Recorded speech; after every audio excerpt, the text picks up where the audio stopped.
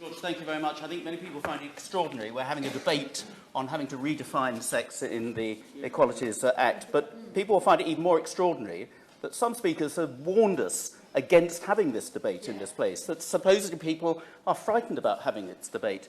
There is a problem.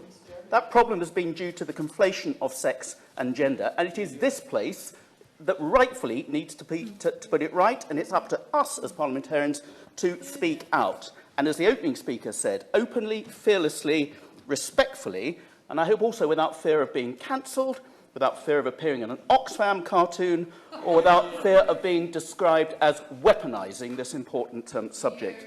There is currently confusion about how the Equality Act operates in relation to sex. That is jeopardising the provision of single-sex and separate-sex services allowed for by the Act, including hospital wards, care provision, sports and schools, as we have heard. Amending the Act to ensure references to sex mean biological sex would resolve this confusion for everyone concerned. It's about clarification, not change. And this doesn't remove the rights of transgender people who are protected from discrimination on the basis of gender reassignment, and that comes under a protected characteristic in this same Act. The clarification will make it simpler to provide single-sex services and accommodation.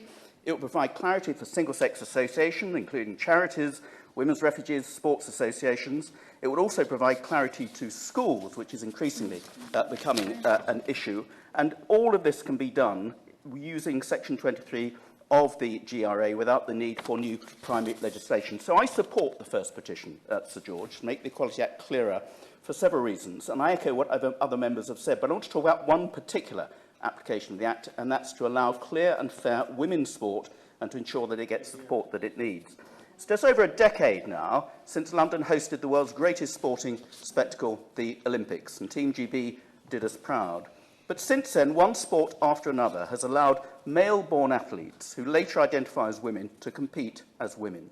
Around 60 governing bodies opened up the female category to male athletes who benefit from all the physical advantages of testosterone during puberty. Incredibly, that included some combat sports, such as wrestling and judo, which are very physical.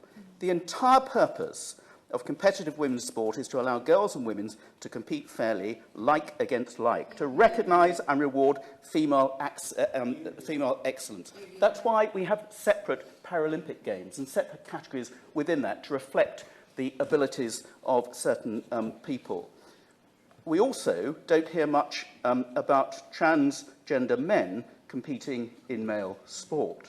What we know is that males are bigger, stronger, faster. During puberty, testosterone broadens their shoulders and makes their bones and muscles larger and far stronger. There is no way to undo these changes. They are so advantageous in sport that in every single track and field event, the women's world record has been surpassed many times, not just by elite male athletes, but by teenage boys. UK law allows women's sports to be restricted to females. Even those transgender males who have a gender recognition certificate stating their sex as female can lawfully be excluded from women's sport. This was recently confirmed by the EHRC. But sporting regulators have said that they worry that even with the law behind them, they risk vexatious, costly legal actions and being dragged on social media for being transphobic and exclusionary. A legal opinion commissioned by UK Athletics alerted it to these risks, and it wants to exclude all males from female sports, but worries that it will get sued. Sports organisations also worry that they might not be covered by the exclusion that relates to competition when it comes to other parts of sport, training, handing out funding, running recreational sports and providing facilities like changing rooms. Last year, Sir George, the UK Sports Council looked at the science and came to the conclusion that it is categorically unfair to allow males into female sport. But campaign group Fair Play for Women still knows of men competing in women's events in English football. There are around 50 such males. A 30-something male was selected as goalkeeper for the British University's team. In individual sports like cycling and running, women have lost medals and prizes to males identifying as female.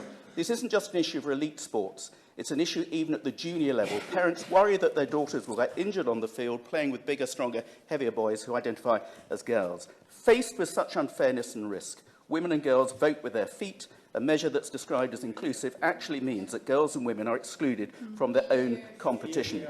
Only now, this week, we've heard about the women's angling English team as well. In swimming, many women, including those who have breast cancer and Muslim women, want female-only sessions, but now they can find that there's a male woman in the changing room and the pool with them. And I pay tribute to Sharon Davis and all the work she's done in this area. It's not fair on women and girls who spend years training in their sport only to have it snatched away by competing against somebody who is biologically different. We owe it to the amazing women of Team GB to sort out this issue, and we owe it to every girl who dreams of being on the podium one day, like the women who are her sporting heroes. I support the first petition.